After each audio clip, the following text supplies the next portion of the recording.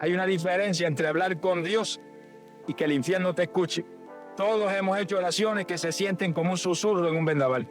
Oraciones llenas de buenas intenciones, pero que parecen desvanecerse sin causar ningún efecto, dejándonos con la misma angustia, el mismo miedo y el mismo problema con el que empezamos. Nos preguntamos, ¿me está escuchando Dios? ¿Por qué no pasa nada? Pero la Biblia habla de otra clase de oración. Una oración que no es un susurro, es un trueno. Una oración que no solo llega a los oídos de Dios, sino que resuena como una alarma en los pasillos del infierno. Una oración que no es una simple petición, es un decreto de guerra. Una oración que no nace de la duda de un esclavo, sino de la autoridad de un hijo del rey. ¿Alguna vez te has preguntado por qué el enemigo, el diablo, parece reírse de alguna de estas oraciones, pero tiembla de pánico ante otras? No es por el volumen de tu voz, no es por la elocuencia de tu palabra, es por la manera en que oras. Existe una manera de orar que te saca de la posición de víctima y te pone en la posición de vencedor. Una manera de orar que deja de describir el problema y empieza a declarar la victoria. Una manera de orar que el enemigo no puede resistir porque lo desarma legal y espiritualmente. En la enseñanza de hoy vamos a desvelar este secreto divino. Te voy a mostrar pilar por pilar cómo construir esa clase de oración. Vas a descubrir el porqué. Vas a entender los mecanismos espirituales que hacen que un simple ser humano lleno del Espíritu Santo pueda causar terror en el reino de la tiniebla. Así que si estás cansado de sentir que tus oraciones no tienen poder, si anhelas transformar tu vida de oración de una defensa temerosa a un ataque glorioso, entonces detente. Lo que estás a punto de escuchar es más que un mensaje, es un entrenamiento de guerra espiritual avanzada. Prepara tu espíritu. Comencemos. Hermanos y amigos, no todas las oraciones nacen igual en el mundo espiritual. Existen oraciones que suben al cielo como un humo débil, casi imperceptible. Y existen oraciones que irrumpen en la sala del trono como un trueno, que capturan la atención del cielo y hacen que el infierno entero se estremezca. La gran pregunta que vamos a responder en esta enseñanza es, ¿cuál es la diferencia? ¿Por qué algunas oraciones parecen desvanecerse en el aire, mientras que otras desatan el poder de Dios de una manera tan tangible que el enemigo tiembla? El secreto no está en el volumen de nuestra voz, ni en la belleza de nuestras palabras. El secreto está en la manera en que oramos. Primero, hablemos de la oración que el enemigo no teme. Es la oración que tristemente muchos de nosotros hemos aprendido a hacer. Nace de un corazón sincero, sí, pero de un espíritu que no conoce su verdadera posición. Es la oración tímida. Suena más o menos así: Padre, sé que no soy digno de pedirte nada. Soy un pecador y te fallo tanto.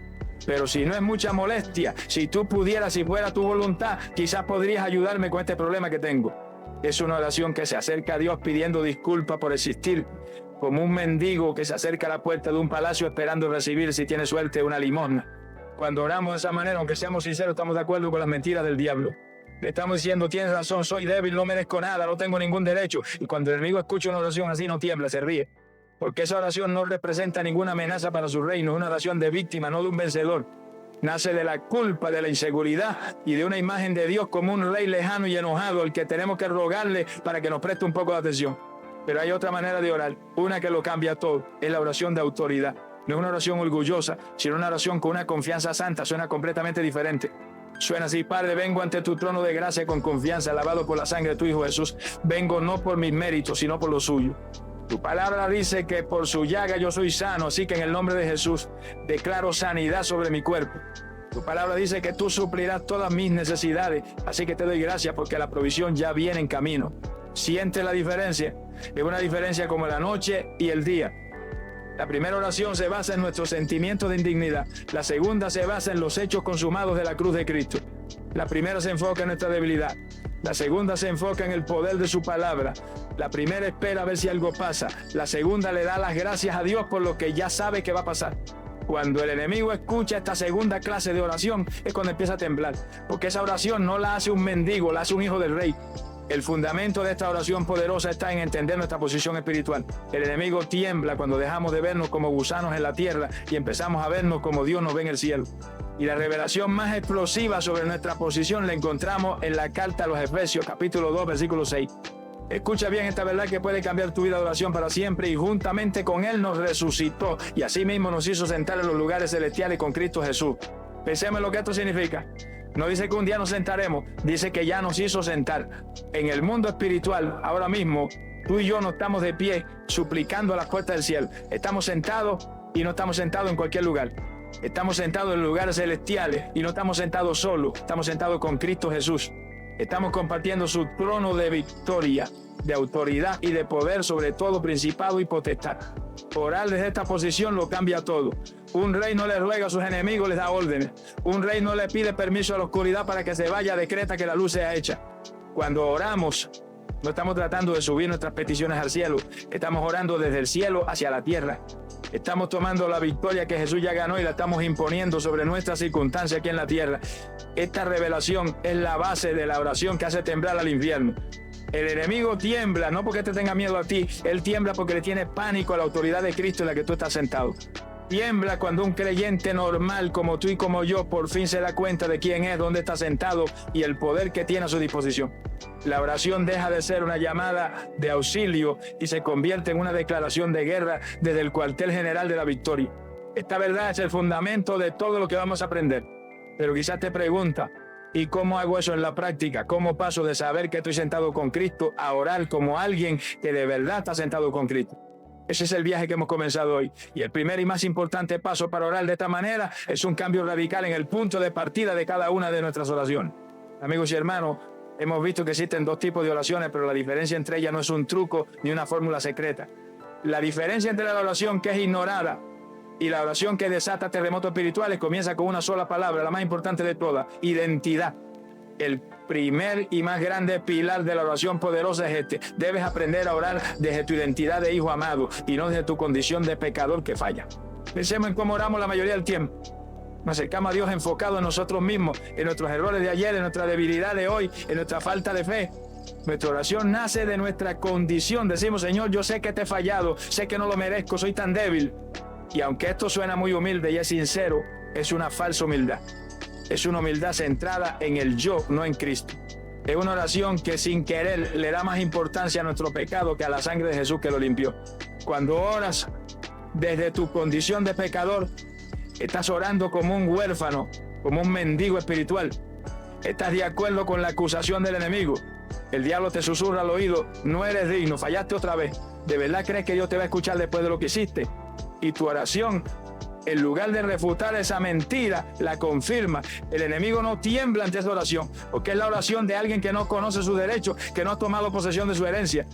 Pero la oración que hace temblar al infierno nace de un lugar completamente diferente. Nace de tu identidad en Cristo. Imagina al hijo de un rey bueno y poderoso.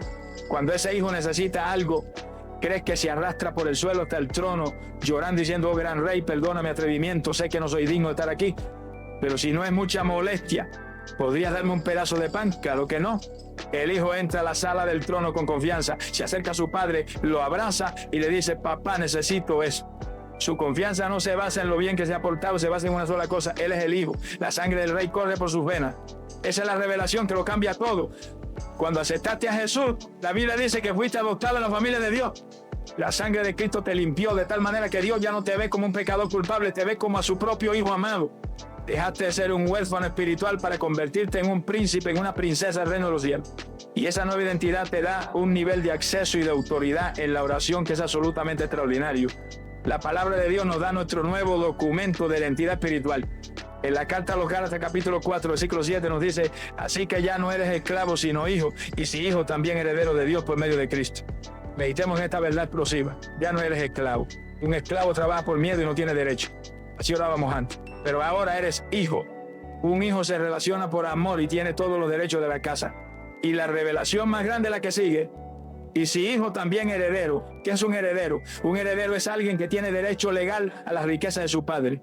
Las promesas de Dios en la Biblia no son sugerencias, son los títulos de propiedad de tu herencia.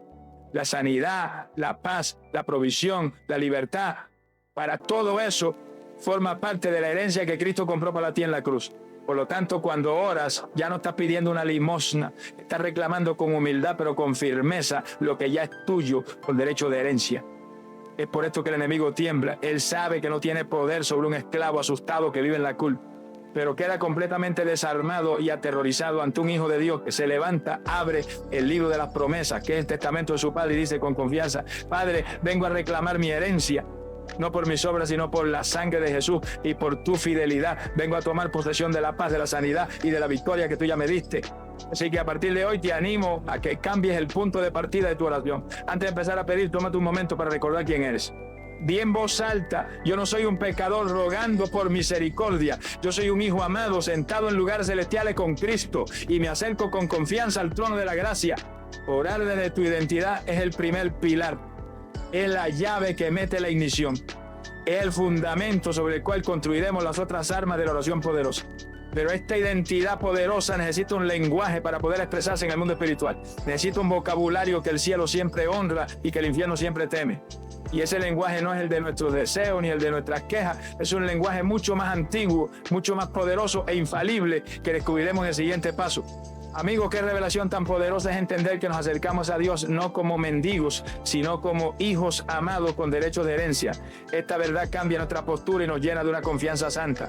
Pero esta nueva identidad necesita un lenguaje para expresarse, un vocabulario que tenga peso en el mundo espiritual. Porque el enemigo tiembla no solo por quién es el que ora, sino por lo que esa persona ora. El segundo pilar de la oración que desata el poder de Dios es este. Debemos aprender a orar la palabra de Dios y no solo nuestras opiniones o emociones. Pensemos en esto. ¿De qué están llenas la mayoría de nuestras oraciones? Están llenas de nuestras quejas, de nuestras descripciones del problema, de nuestros buenos deseos, de nuestros miedos. Decimos cosas como: Señor, me siento tan mal, estoy tan preocupado, por favor ayúdame, ojalá que esto se solucione. Y aunque Dios en su misericordia escucha el clamor de un corazón sincero, estas palabras no tienen autoridad inherente en el mundo espiritual. El diablo no le tiene miedo a tus opiniones, no le tiene miedo a tus sentimientos. Él puede argumentar contra ellos todo el día. Pero hay algo a lo que el enemigo le tiene un pánico absoluto: la palabra escrita de Dios. La Biblia no es un simple libro de consejos o de historias inspiradoras, es un arsenal espiritual. El apóstol Pablo la llama la espada del espíritu. Imagina un soldado que va a una guerra y en lugar de sacar su espada intenta pelear contra un enemigo armado solo con sus puños y sus gritos. Sería una locura, ¿verdad? Eso es lo que hacemos cuando oramos, basándonos solo en nuestros sentimientos en lugar de usar la espada que Dios nos ha dado. La palabra de Dios tiene un poder legal en el mundo espiritual. Las promesas de Dios no son frases bonitas, son contratos firmados con la sangre de Jesucristo. La Biblia es el libro de las leyes del reino, es el testamento que nos declara herederos. Y el diablo, que la Biblia llama el acusador, es un experto legalista. Él conoce la ley. Cuando oras tus dudas y tus miedos, él se para delante de Dios y te acusa diciendo: ves, él mismo no cree que vayas a responderle. Pero cuando tú oras la palabra escrita, él tiene que callarse, no tiene defensa, no puede argumentar contra la propia ley de Dios. Entonces, ¿cómo se hace esto en la práctica? Es muy sencillo. Primero, identifica tu problema. ¿Es enfermedad? ¿Es escasez? ¿Es miedo? Segundo, busca en la Biblia una promesa de Dios que hable directamente a esa necesidad. Hoy en día es muy fácil. Puedes buscar en internet versículos bíblicos sobre la sanidad o promesas de Dios para la finanza. Tercero, toma esa promesa y conviértela en tu oración. Por ejemplo, si tu problema es el miedo, te encuentras con la promesa de la segunda carta a Timoteo, capítulo 1, versículo 7, que dice: porque no nos ha dado Dios espíritu de cobardía, sino de poder, de amor y de dominio propio.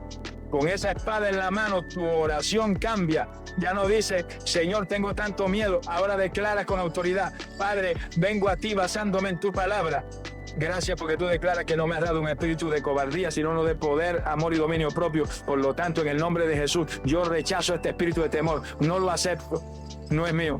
Y en su lugar recibo ahora mismo tu poder para enfrentar esta situación, tu amor que echa fuera todo temor y el dominio propio para controlar mis pensamientos. ¿Ves el poder? Has dejado de escribir el problema y has empezado a decretar la solución de Dios.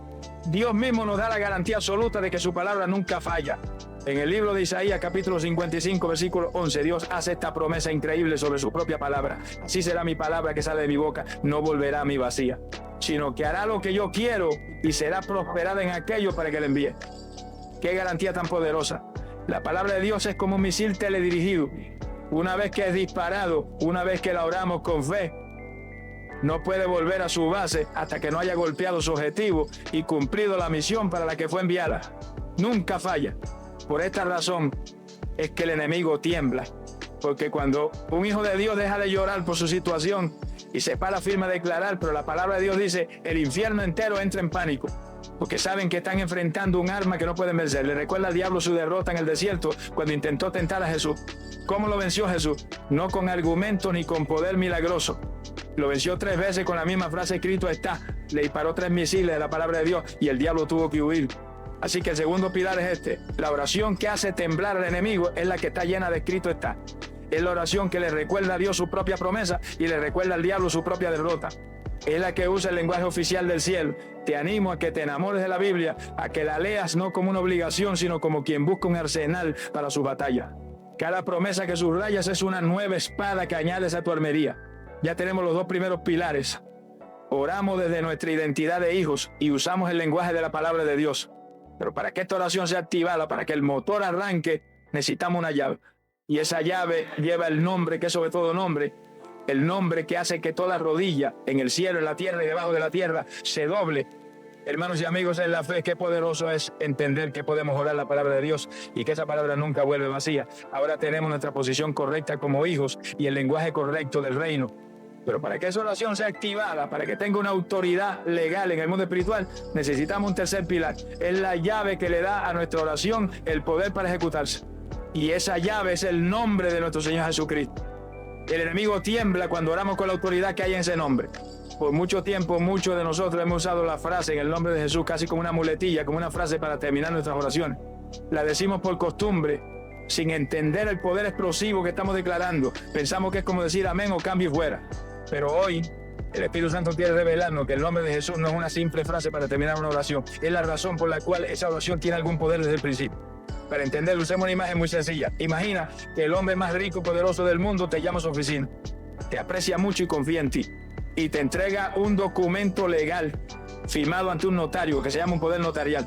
Con ese documento, él te da el derecho legal de usar su nombre, su firma y sus recursos como si fueras él mismo. Con ese poder tú puedes ir a su banco y retirar dinero, puedes dar orden a sus empleados, puedes firmar contratos en su nombre. Y nadie te lo puede negar, no por quién eres tú, sino por el poder del nombre que representa. Eso es exactamente lo que Jesús hizo por nosotros. Cuando Él ascendió al cielo, nos dejó su nombre como nuestro poder notarial espiritual. Orar en el nombre de Jesús es mucho más que una frase. Es pararse en el mundo espiritual y presentar el documento legal que dice: no vengo con mi propia autoridad, que no es ninguna. Vengo en representación de Jesucristo, el Rey de Reyes, Señor de Señores. Y esta petición que hago, la hago con la misma autoridad que si Él mismo lo estuviera haciendo. Cuando un creyente entiende esto, su oración se transforma. Ya no nos acercamos al Padre basándonos en si nos hemos portado bien o mal esa semana. Nos acercamos al Padre envuelto en la justicia perfecta de su Hijo. Es como si llegáramos a la sala del trono vestido con el uniforme de Cristo. El Padre no ve nuestra falla, ve la perfección de su Hijo y nos responde por amor a Él. La oración en el nombre de Jesús no se basa en nuestro mérito, sino en la relación perfecta entre el Padre y el Hijo. Y es por esto que el enemigo tiembla de pánico. El nombre de Jesús es el recordatorio de su derrota total y absoluta. Fue en ese nombre que Él fue vencido en la cruz. Fue por el poder de ese nombre que la muerte no pudo retener a Jesús en la tumba. Cuando un hijo de Dios que conoce su identidad y que se para sobre la palabra, pronuncia con fe y autoridad el nombre de Jesús, es como si le pusiera al diablo en la cara el video de su peor derrota. Le recuerda que ya no tiene poder, que ya no tiene autoridad, que fue despojado y exhibido públicamente como un perdedor. La palabra de Dios nos describe la majestad incomparable de este nombre. En la carta a los Filipenses capítulo 2 versículos 9 al 11 nos da esta declaración cósmica, por lo cual Dios también le exaltó hasta lo sumo y le dio un nombre que es sobre todo nombre, para que en el nombre de Jesús se doble toda rodilla de los que están en los cielos y en la tierra, debajo de la tierra, y toda lengua confiese que Jesucristo es el Señor, para gloria de Dios Padre. ¡Qué revelación tan inmensa! El nombre de Jesús es la máxima autoridad en todo el universo. Es un nombre que está por encima del nombre del cáncer, por encima del nombre de la deuda, por encima del nombre de la depresión, por encima del nombre de la adicción, por encima del nombre de cualquier problema que podamos enfrentar. Y la Biblia dice que ante ese nombre, toda rodilla sin excepción está obligada a doblarse. Las rodillas de los ángeles en el cielo, las de los hombres en la tierra, y sí, las de cada demonio en el infierno, tienen que obedecer. Por eso, cuando oramos, no usamos el nombre de Jesús solo al final. Lo usamos como la llave que abre la puerta. Padre, en el nombre de Jesús, vengo ante ti.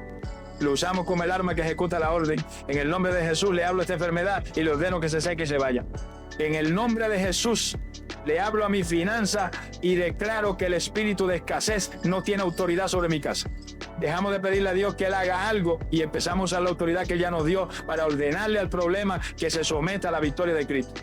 Y ahora que tenemos nuestra posición de hijo, que conocemos el lenguaje de la palabra y que poseemos la llave de autoridad del nombre de Jesús, pareciera que ya lo tenemos todo. Pero nos falta un pilar fundamental, uno que asegura que todo este poder inmenso que se nos ha entregado no sea usado para nuestro propio capricho, sino para el propósito correcto. Debemos asegurarnos de que nuestra oración esté perfectamente alineada con el corazón y con la voluntad del dueño de todo este poder. Querida familia de la fe, ahora que entendemos nuestra posición como hijos, el lenguaje de la palabra y la autoridad incomparable del nombre de Jesús, pareciera que tenemos en nuestras manos una especie de arma espiritual invencible, y la tenemos. Pero toda arma poderosa necesita un sistema de guía para asegurarse de que da en el blanco correcto y cumple el propósito para el que fue diseñada. Un misil sin dirección es inútil, o peor aún, peligroso. El cuarto pilar de la oración que hace temblar al enemigo es el sistema de guía. Debemos aprender a orar en línea con la voluntad de Dios y no en contra de ella. Seamos honestos.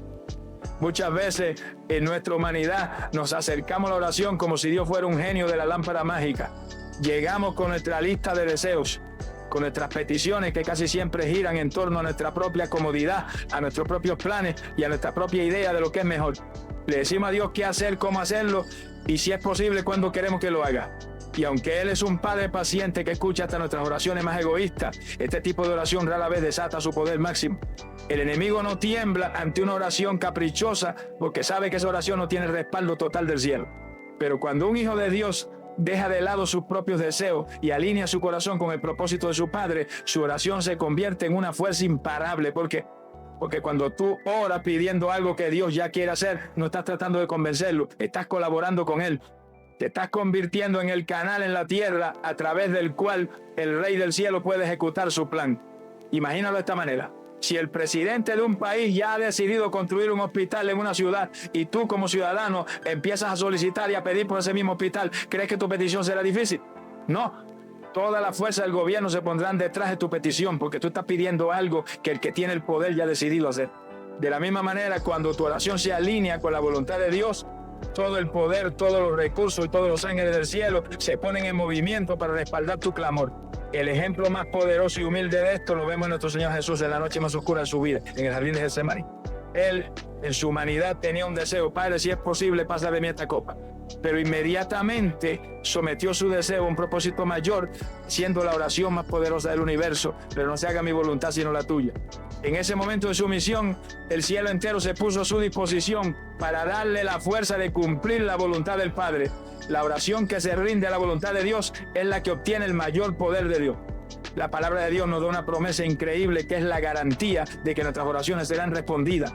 En la primera carta de Juan, capítulo 5, versículos 14 y 15, leemos esta maravilla. Y esta es la confianza que tenemos en Él, que si pedimos alguna cosa conforme a su voluntad, Él nos oye. Y si sabemos que Él nos oye en cualquiera cosa que pidamos, sabemos que tenemos las peticiones que le hayamos hecho. Analicemos esta garantía. La condición es que pidamos conforme a su voluntad. Si cumplimos esa condición, el primer resultado es que Él nos oye. Es decir, nuestra oración es recibida con agrado, tiene acceso directo a la sala del trono. Y el segundo resultado explosivo: si sabemos que nos oye, entonces sabemos que tenemos las peticiones. No dice que quizás las tendremos, dice que ya son nuestras. En el momento en que una oración alineada con la voluntad de Dios sale de nuestra boca, la respuesta ya es un sí en el mundo espiritual. La manifestación en el mundo natural es solo cuestión de tiempo. Entonces la pregunta clave es: ¿cómo conocemos la voluntad de Dios? No es un secreto misterioso. La mayor parte de la voluntad de Dios ya está revelada claramente en la Biblia. Es su voluntad que seamos salvos, que vivamos en santidad, que amemos a nuestro prójimo, que perdonemos, que seamos sanos. Podemos orar por estas cosas con un 100% de confianza. Y para su voluntad específica en nuestras vidas, el secreto es cambiar la forma en que empezamos a orar. En lugar de llegar a decirle a Dios lo que queremos, empecemos por preguntarle: Señor, ¿qué es lo que tú quieres en esta situación? Muéstrame tu perspectiva. Rindo mis planes y ayúdame a desear lo que tú deseas. El enemigo tiembla ante un creyente que ora de esta manera, porque un creyente alineado con la voluntad de Dios es la persona más peligrosa del mundo para el reino de las tinieblas. Es un agente del cielo en la tierra, armado con la autoridad de Cristo y moviéndose en la misma dirección que el Espíritu Santo. No hay fuerza en el infierno que pueda detener una oración así. Es una oración que ya tiene la victoria garantizada antes de ser pronunciada. Así que ya tenemos los pilares que construyen el arma. Oramos desde nuestra identidad, usando la palabra en el nombre de Jesús y alineados con su voluntad. Parece que el arma está completa y lista para disparar, pero falta un elemento crucial. Falta el combustible que enciende el motor. Falta la chispa invisible que le da a todo este mecanismo su poder explosivo. Y ese combustible, mis amados, es el elemento más esencial de todo. Amigos y hermanos, hemos llegado a un punto crucial. Hemos aprendido a orar desde nuestra identidad de hijos, usando el lenguaje de la palabra con la autoridad del nombre de Jesús y alineado con la voluntad de Dios. Hemos construido un vehículo espiritual perfecto y poderoso. Pero hasta el carro más potente y sofisticado del mundo no puede avanzar ni un centímetro si no tiene una cosa: combustible. El quinto pilar, el combustible divino que enciende todo el motor de la oración, es la fe. Una oración sin fe es como un disparo sin pólvora. Hace ruido, pero no tiene impacto. La palabra de Dios es tan radicalmente clara sobre esto que nos deja sin aliento. Nos dice que sin fe es imposible agradar a Dios. No dice que es difícil, dice que es imposible. Esto significa que podemos tener la identidad correcta, citar la Biblia de memoria, usar el nombre de Jesús y creer que estamos en la voluntad de Dios. Pero si en el fondo de nuestro corazón hay duda e incredulidad, nuestra oración nace muerta. La fe es la corriente eléctrica que hace que todo el sistema funcione. ¿Pero qué es la fe? Porque es una de las palabras que más usamos y a veces una de las que menos entendemos. Primero, veamos lo que la fe no es. La fe no es un sentimiento, no es una emoción cálida que nos recorre el cuerpo. Hay días en que oraremos sintiendo una gran emoción y hay días en que oraremos sintiendo una sequedad total. La fe verdadera funciona en ambos días porque no depende de cómo nos sentimos. Tampoco es pensamiento positivo. No es tratar de autoconvencernos de que un problema no existe. La fe no niega la realidad del problema, reconoce la realidad superior del poder de Dios sobre ese problema. Entonces, ¿qué es la fe? La fe, en su forma más simple, es una decisión. Es la decisión consciente de creerle a Dios más de lo que le creemos a nuestros problemas o a nuestras circunstancias. Es escuchar al médico decir no hay cura y responder a nuestro espíritu: sí, pero mi Dios es el gran sanador. Es ver la cuenta del banco en cero y declarar: sí, pero mi Dios es el dueño del oro y de la plata y Él es mi proveedor. La fe es una elección. Es elegir poner todo el peso de nuestra confianza, no en lo que vemos, sino en el carácter de aquel que es invisible. El enemigo tiembla de pánico ante un creyente que ora con fe. ¿Por qué? Porque la fe es el único campo de batalla donde él sabe que no puede ganar. Su arma principal es la mentira y su munición preferida es la duda. Después de que tú haces una oración de autoridad, Él vendrá inmediatamente a susurrarte al oído: ¿de verdad crees que Dios te escuchó? Mira, nada ha cambiado. Sigues enfermo, sigues endeudado. Esto no funciona. Y si tú aceptas esa duda, tu fe se desinfla y tu oración pierde su poder. Pero si te paras firme y respondes: no me importa lo que vean mis ojos, yo le creo a Dios y a su promesa, has activado un escudo que apaga todos sus dardos de fuego. La Biblia nos da la definición y la necesidad de la fe en un solo versículo poderoso. En la carta a los Hebreos, capítulo 11, versículo 6, leemos: pero sin fe es imposible agradar a Dios, porque es necesario que el que se acerca a Dios crea que le hay y que es galardonador de los que le buscan. Este versículo es la llave de la oración eficaz. Nos dice que para acercarnos a Dios necesitamos creer dos cosas. Primero, que le hay, es decir, que Él existe, que es real, que está ahí escuchándonos. Pero la segunda parte es la que desata el poder. Debemos creer que es galardonador de los que le buscan. Galardonador significa que es un Dios que recompensa, que responde, que se deleita en bendecir a sus hijos que lo buscan con un corazón sincero. La fe no es solo creer que Dios existe, es creer que es un Dios bueno. Es acercarse a Él no con la duda de a ver si me ayuda, sino con la certeza de sé que me vas a ayudar porque eres un buen padre y has prometido hacerlo. Esta fe cambia por completo el lenguaje de nuestra oración. La oración de la duda dice: Señor, si es tu voluntad, sáname. La oración de fe dice: Padre, gracias porque tu palabra dice que es tu voluntad sanarme y por lo tanto recibo mi sanidad ahora en el nombre de Jesús. La oración de duda pide y espera. La oración de fe declara y agradece por adelantado. Es una oración que se para en la victoria antes de verla. Y eso para el diablo es insoportable porque le demuestra que sus mentiras y las circunstancias visibles ya no tienen poder sobre ti. Así que tenemos el arma completa y cargada. Oramos desde nuestra identidad con la palabra en el nombre de Jesús, alineados a su voluntad y ahora llenos de fe. Parece que nada puede fallar. Pero hay un último ingrediente, uno que se necesita cuando hemos disparado nuestra oración de fe y al mirar la montaña todavía no se ha movido al instante. ¿Qué hacemos en ese tiempo de espera? Es aquí donde entra el pilar final, el más subestimado y el que nos asegura la victoria, la perseverancia que se niega a rendirse. Mis queridos amigos y hermanos, hemos llegado al último pilar de la oración poderosa y es uno que nuestra cultura de lo instantáneo ha olvidado por completo. Hemos aprendido a orar desde nuestra identidad, con la palabra en el nombre de Jesús, alineado a su voluntad y llenos de fe. Hemos construido el arma perfecta y la hemos disparado. Pero ¿qué sucede cuando después de orar abrimos los ojos y la montaña de nuestro problema sigue ahí, inmóvil? Es en este momento, en el tiempo de espera, donde se libran las batallas más feroces y donde muchos, tristemente, pierden su milagro. El sexto y último pilar de la oración que hace temblar al enemigo es la perseverancia. Debemos entender la estrategia principal del enemigo. Cuando él ve a un hijo de Dios orando de la manera correcta, sabe que no puede ganar en una confrontación directa. La palabra, el nombre y la fe son armas contra las que él no tiene defensa, así que cambia de táctica. Su plan ya no es derrotarte, es desgastarte. Él sabe que si puede hacer que te canse, que te desanime, que dude y que finalmente abandones tu puesto de oración, habrá ganado. Su victoria más grande no es vencerte en la batalla, es convencerte de que te rindas antes de que llegue el refuerzo. La perseverancia en la oración no es volver a pedirle a Dios lo mismo cada día porque pensemos que no nos escuchó la primera vez. No, Él nos escuchó. La perseverancia no nace de la duda, nace de la convicción. Perseverar es pararse cada día sobre el muro de la fe, mirar la montaña que aún no se ha movido y volver a declararle la palabra de Dios. Es recordarle a Dios su promesa, sí, pero más importante aún, es recordarle al diablo su derrota y recordarnos nosotros mismos la victoria que ya es nuestra en el mundo espiritual. Es una fe terca, una fe santa y obstinada que se niega a aceptar un no por respuesta cuando Dios ya la aducía en su palabra. El mismo Señor Jesús nos enseñó la importancia de esta fe persistente. En el Evangelio de Lucas capítulo 18, Él contó la historia de una viuda que necesitaba justicia, pero el juez de su ciudad era un hombre malo que no temía a Dios ni le importaba a la gente.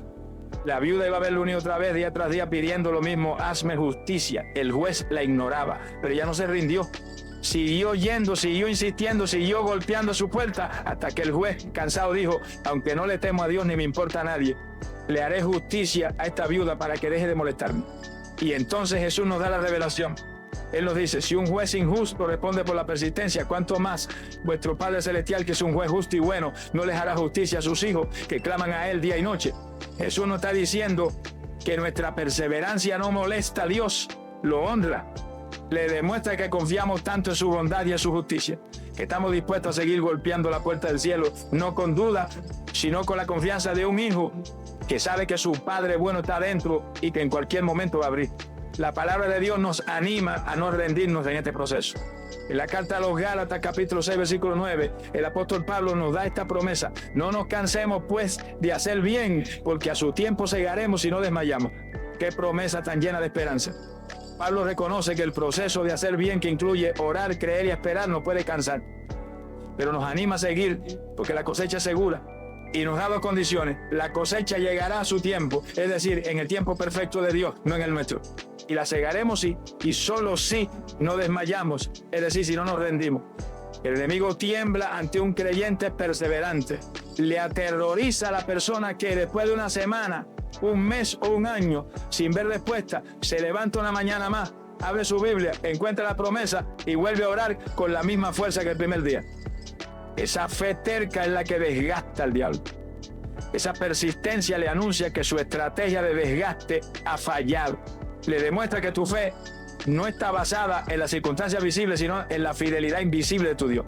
Así que, hermano, hermana, no te rindas, no abandones tu puesto de oración. Si estás orando por la salvación de un hijo, sigue golpeando. Si estás clamando por una sanidad, sigue declarando. Si estás peleando por una restauración financiera, sigue sembrando y creyendo. Cada oración que repites no es en vano, es un golpe más al muro de la fortaleza enemiga. Y llegará un día, el debido tiempo de Dios, en que el último golpe caerá, el muro se derrumbará y la cosecha que has estado regando con tus lágrimas y tu fe la segarás con gozo. Y es aquí, mis amados, donde el cuadro completo de esta oración poderosa se revela. Hemos visto cada uno de los pilares por separado, pero ¿qué sucede en el mundo espiritual cuando un hijo de Dios que conoce su identidad se para sobre la palabra, usa el nombre de Jesús, se alinea a la voluntad del Padre, lo llena todo con una fe inquebrantable y además de todo se niega a rendirse? Es en esa unión que se produce la verdadera explosión espiritual. Amigos y hermanos, la perseverancia es la que nos mantiene en el campo de batalla hasta que llega la victoria. Es la virtud de los que se niegan a soltar la promesa. Pero ahora hemos llegado al momento de la explosión. Hemos aprendido sobre cada uno de los pilares de la oración poderosa por separado. Son como los ingredientes de una receta divina. Cada uno es importante, pero el verdadero milagro, la verdadera razón por la que el enemigo tiembla, no está en los ingredientes aislados, sino en la combinación de todos ellos al mismo tiempo. Pensemos en los elementos necesarios para crear un fuego poderoso. Necesitas la madera seca y lista, esa es la palabra de Dios. Necesitas una chispa que encienda la llama, esa es nuestra fe. y necesita oxígeno que avive el fuego y lo haga crecer. Esa es la atmósfera de la voluntad de Dios. Si te falta uno de ellos, no tienes un fuego, solo tienes un intento fallido. La oración que sacude el infierno es exactamente igual. Es la fusión de todos los pilares en un solo y único acto de guerra espiritual. Imaginemos por un momento al creyente que ora de esta manera. No es una persona especial, es una persona posicionada. Primero, se para sobre la roca firme de su identidad. No se acerca a Dios con timidez, sino con la confianza de un hijo amado que sabe que tiene acceso ilimitado a la sala del trono. Su oración no nace de la culpa, sino de la gracia. Esta posición de hijo es su escudo y su derecho legal en el mundo espiritual. Con esa identidad bien puesta, este creyente no abre su boca para hablar sus propias quejas o sus miedos. Abre la Biblia y toma en su mano la espada del Espíritu, la palabra de Dios. Encuentra una promesa que se aplica a su situación y la convierte en el lenguaje de su oración. Ya no está peleando con sus propias ideas, está peleando con el arma que creó los mundos, un arma contra la cual no hay defensa. Luego, para activar todo, levanta el estandarte del nombre de Jesús. Cada declaración, cada petición, cada decreto lo hace bajo la cobertura de esa autoridad suprema. No está operando en su propio poder, está usando el poder notarial del Rey del Universo. Es la firma de Jesús al final de su oración la que le da una validez legal irrefutable en las cortes del cielo y desata el pánico en las cortes del infierno. Además, su oración no es un capricho. Antes de disparar, se ha tomado el tiempo de alinear su petición con la voluntad de su Padre. Su corazón no busca su propia comodidad, busca la gloria de Dios. Y como su oración está en perfecta sintonía con lo que el cielo ya quiere hacer, no hay ninguna resistencia en el trono. Al contrario, todo el poder del cielo se pone detrás de su clamor para que se cumpla. Todo esto está envuelto y encendido por el combustible de una fe audaz. No es una fe que espera ver para creer, es una fe que cree para poder ver. Le da gracias a Dios por la victoria antes de que sus ojos la vean, porque su confianza no está en las circunstancias, sino en el carácter del Dios que no puede mentir. Y finalmente mantiene esta postura con una santa perseverancia. No importa si la respuesta tarda, no importa si el enemigo ruge, él no se mueve de su posición. Esta combinación es la que produce la explosión espiritual. Es un hijo orando la palabra en el nombre de Jesús según la voluntad de Dios, lleno de fe y con perseverancia. Cuando todos estos elementos se juntan, la oración deja de ser una simple petición y se convierte en un evento en el mundo espiritual. Es una bomba atómica de poder divino. Es la manifestación perfecta de la iglesia militante operando en su máximo potencial. La palabra de Dios nos resume el poder de esta clase de oración. En la carta de Santiago, capítulo 5, versículo 16, nos dice al final: la oración eficaz del justo puede mucho. La palabra justo aquí no se refiere a una persona perfecta, sino al que ha sido hecho justo por la fe en Cristo. Ese eres tú, esa soy yo. Y la oración eficaz es esta oración que hemos descrito, la que une todos los ingredientes. ¿Y cuál es la promesa? Que puede mucho. Es una forma sencilla de decir que tiene un poder inmenso, que logra grandes cosas, que desata milagros. Cuando esta bomba espiritual, esta oración eficaz, detona en el campamento enemigo, ¿cuál es el resultado final en el adversario? No es solo que se asuste, no es solo que se preocupe, es algo mucho más definitivo, mucho más humillante para él. Es el silencio forzado que viene de una derrota total, de quedarse sin argumentos y sin poder ante la majestad de un Dios que respalda a sus hijos. Amada familia de la fe, hemos llegado al corazón de la pregunta que da título a esta enseñanza. Ya hemos visto la bomba espiritual que se crea cuando unimos todos los pilares de la oración poderosa. Ahora vamos a ver con detalle la explosión. ¿Qué sucede exactamente en el campamento enemigo cuando esta oración detona? ¿Por qué tiembla? La respuesta es simple y devastadora para él. Tiembla porque se queda sin argumento. Tiembla porque tu oración lo silencia por completo. Imagina por un momento el mundo espiritual como una gran corte celestial. La Biblia llama a Satanás el acusador de nuestros hermanos. Su trabajo principal es pararse día y noche delante del trono de Dios a acusarnos. Él es el fiscal. Y cuando tú oras con una oración tímida y llena de dudas, le estás dando a él toda la evidencia que necesita. Él dice: mira, Dios, ni él mismo cree que eres bueno. Mira, se siente culpable. Está de acuerdo conmigo en que no merece nada. Pero cuando tú oras de esta manera, la que hemos aprendido, desmantela por completo su caso. El fiscal se levanta para acusarte de tu pecado pasado, pero tú te paras en tu identidad de hijo perdonado por la sangre de Cristo y el juez dice: caso cerrado. Él se levanta para decir que tu problema es imposible, pero tú levantas la palabra de Dios, que es la ley del reino, y el juez dice: mi ley tiene la última palabra. Él se levanta para cuestionar tu derecho a pedir, pero tú presentas tu poder notarial, el nombre de Jesús, y el juez dice: su autoridad es válida. El acusador intenta decir que lo que pides es un capricho, pero tu oración está en perfecta alineación con la voluntad del juez. Intenta sembrar duda, pero tu oración está cargada con el combustible de la fe. Y cuando intenta ganar la batalla por desgaste, se topa con el muro de tu perseverancia. Al final, el fiscal se queda sin nada que decir. Cada uno de los pilares de tu oración ha destruido cada uno de sus argumentos. Y en una corte, cuando el fiscal ya no tiene un caso, tiene que sentarse y callarse. Por eso el enemigo tiembla. La oración de autoridad lo humilla y lo silencia. Él no tiembla porque tú seas fuerte o porque grites mucho. Él tiembla porque cuando tú oras de esta manera, Él ya no te ve a ti, ve a Cristo en ti. Ve a un representante legal del reino de los cielos que conoce sus derechos y que no tiene miedo de reclamarlo. Tu voz se convierte en el eco de la voz de Jesús. Tu fe se convierte en el escudo de Cristo. Tu perseverancia se convierte en la manifestación de la fidelidad de Dios. Él no tiembla ante un humano, tiembla ante la imagen de su vencedor reflejada en un humano que ha entendido quién es. Y este silencio no solo ocurre en la corte celestial, también ocurre en el campo de batalla de tu propia mente. Antes de conocer esta manera de orar, tu mente era un lugar ruidoso, lleno de las voces del enemigo, la voz del miedo, la voz de la ansiedad, la voz de la condenación, la voz de la duda. Pero la oración de autoridad no solo presenta un caso en el cielo, también da una orden en la tierra. Le ordena a esas voces que se callen en el nombre de Jesús. Y el resultado es una paz y un silencio interior, que son la evidencia de una victoria real. Esta victoria, mis amados, no es una simple sensación de bienestar. No es que nos hayamos convencido a nosotros mismos con pensamientos positivos. Es el resultado de una transacción legal y espiritual que ha ocurrido en el mundo invisible. La paz que siente es la atmósfera del reino de Dios que ha invadido tu alma después de que el reino de la tiniebla ha sido desalojado. El cambio en tus circunstancias que empezarás a ver no es casualidad. Es el fruto natural de una batalla que ya fue ganada en oración. La palabra de Dios nos da el veredicto final de esta corte celestial. En la carta a los Romanos, capítulo 8, versículos 33 y 34, el apóstol Pablo hace estas preguntas retóricas que son el sello de nuestra victoria. ¿Quién acusará a los escogidos de Dios? Dios es el que justifica. ¿Quién es el que condenará? Cristo es el que murió, más aún el que también resucitó, el que además está a la diestra de Dios, el que también intercede por nosotros. Esta es nuestra acta de liberación. ¿Quién puede acusarnos? Nadie. Porque el juez supremo, Dios mismo, ya nos ha declarado justos. ¿Quién puede condenarnos? Nadie. Porque nuestro abogado defensor es el propio Hijo del juez, quien no solo pagó nuestra fianza con su vida, sino que resucitó, derrotó al acusador y ahora está sentado junto al juez, intercediendo a nuestro favor.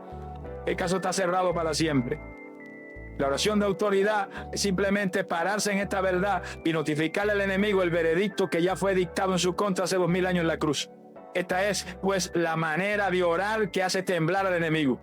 Es la oración de un hijo que conoce su identidad, que usa la espada de la palabra, que ejerce la autoridad del nombre de Jesús, que se alinea con la voluntad de su Padre, que está lleno de fe y que persevera hasta la victoria. Este es el secreto. Ya no es una verdad oculta para ti, ahora es tu herencia, tu arma, tu privilegio. Ahora que esta verdad ha sido revelada, que el mapa de la victoria está en nuestras manos, es el momento de tomar estas armas, de ponernos de pie como los hijos del rey que somos y de hacer que esta clase de oración se convierta en el lenguaje de nuestra vida. Es el momento de hablar con nuestro Padre. Te invito a que con toda la fe de tu corazón hagas tuya esta oración de autoridad y consagración. Padre bueno, venimos ante tu magnífica presencia, no con la cabeza baja del temor, sino con la frente en alto de los hijos. Venimos a tu trono de gracia con confianza, no porque seamos dignos por nosotros mismos, sino porque hemos sido lavados, perdonados y justificados por la sangre preciosa de tu Hijo amado, Jesucristo. Hoy por fe tomamos nuestro lugar, no como mendigos a la puerta, sino como herederos sentados juntamente con Cristo en los lugares celestiales. Renunciamos para siempre a la oración tímida que nace de la culpa y la incredulidad. Te pedimos, Espíritu Santo, que nos des un hambre voraz por tu palabra. Que la Biblia deje de ser un libro en un estante y se convierta en la espada afilada en nuestra mano. Enséñanos a encontrar tus promesas, a memorizarlas, a creerlas y a declararlas sobre nuestra vida. Que el escrito está se convierta en el lenguaje de nuestra boca y en la convicción de nuestro corazón. Que cada una de tus promesas sea un misil de fe que disparemos contra la fortaleza del enemigo. Señor Jesús, te damos gracias por el regalo de tu nombre, el nombre que es sobre todo nombre. Perdónanos por usarlo como una frase vacía. Hoy recibimos por fe la autoridad que hay en tu nombre. Enséñanos a usarlo como la llave del reino, como nuestro poder notarial para desatar tus bendiciones en la tierra y para atar toda obra de oscuridad. Que tu nombre sea el estandarte que levantamos en cada batalla, la firma que valida cada una de nuestras peticiones. Padre, rendimos nuestra voluntad a tuya. No queremos usar este poder para nuestros propios caprichos, sino para la expansión de tu reino. Que nuestro mayor deseo sea ver tu voluntad, que es buena, agradable y perfecta, cumplirse en nuestra vida, en nuestra familia y en nuestra nación. Alinéanos con tu corazón, Señor. Y arranca de nosotros toda raíz de duda. Aumenta nuestra fe. Queremos ser de los que te creen a ti, aunque nuestros ojos vean lo contrario. Danos una fe terca, una santa perseverancia que se aferre a tu promesa y no la suelte hasta verla cumplida. Y ahora, Padre, parados en nuestra identidad de hijos, armados con tu palabra, en la autoridad del nombre de Jesús, alineados a tu voluntad, llenos de fe y decididos a perseverar, nos dirigimos al enemigo de nuestras almas. En el nombre de Jesús, le hablamos al acusador y le declaramos que sus argumentos en nuestra contra han sido anulados por la sangre de Cristo. Le notificamos que el juez del universo ya nos ha declarado justos. Le ordenamos a toda voz de miedo, de duda y de condenación que se calle ahora. Te atamos, espíritu de incredulidad, y te echamos fuera de nuestra mente. Decretamos que somos quienes Dios dice que somos, que tenemos lo que Dios dice que tenemos y que podemos hacer lo que Dios dice que podemos hacer. Nuestra vida será un testimonio del poder de un Dios que responde a la oración de sus hijos cuando oran de la manera correcta. Nos comprometemos a vivir y a orar de esta manera todos los días de nuestra vida para tu gloria. Lo creemos, lo declaramos y lo recibimos. Amén.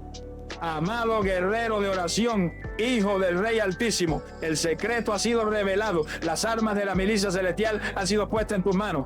La enseñanza ha terminado, pero tu verdadera vida de oración poderosa apenas comienza. Ahora, ve y ora diferente. Deja atrás para siempre las oraciones tímidas y dudosas del pasado. Nunca más te acerques al trono como un mendigo. Has sido equipado y posicionado para la victoria. Recuerda quién eres. Un hijo sentado en lugares celestiales con Cristo. Recuerda lo que tiene, la palabra que es una espada y el nombre que es la victoria. A partir de hoy, cuando ores, el enemigo ya no escuchará la voz temerosa de una víctima, escuchará el eco de la autoridad de Cristo a través de ti. Y si has recibido estas armas en tu espíritu, si has tomado la decisión irrevocable de cambiar tu manera de orar para siempre, te invito a que lo selles con una declaración de guerra contra el silencio. Primero, haz tu primer decreto de fe. Ve ahora mismo a la sección de comentarios y escribe estas 5 palabras que son una bomba atómica en el infierno. Amén. Mi oración tiene poder. Que tu comentario sea una declaración profética, un aviso formal al mundo espiritual de que un guerrero se ha graduado y se ha levantado en autoridad. Segundo, piensa en el ejército de Dios. Hay miles de creyentes sinceros que están orando como huérfanos sin conocer el poder que portan. Tu me gusta este video es como una bengala en la noche que ayuda a que este entrenamiento de guerra espiritual los alcance. Y cuando lo compartes, no estás compartiendo un video, estás poniendo una espada afilada en la mano de otro soldado de Cristo. Y finalmente, si tu espíritu anhela seguir siendo equipado y fortalecido con las verdades poderosas del reino, suscríbete y únete a este batallón. No te pierdas ninguna de nuestras próximas sesiones de entrenamiento. Gracias por tu valentía para recibir esta palabra. Ahora ve, que el Señor ponga su palabra en tu boca como fuego consumidor. Que te revista con la autoridad de su nombre como una armadura de luz. Que cada oración que hagas de ahora en adelante sea un terremoto en el infierno y una fiesta de celebración en el cielo. Ve y toma tu lugar como el vencedor que fuiste llamado a ser. Y esperamos, si Dios quiere, encontrarnos en una próxima sesión. Permanece en su victoria.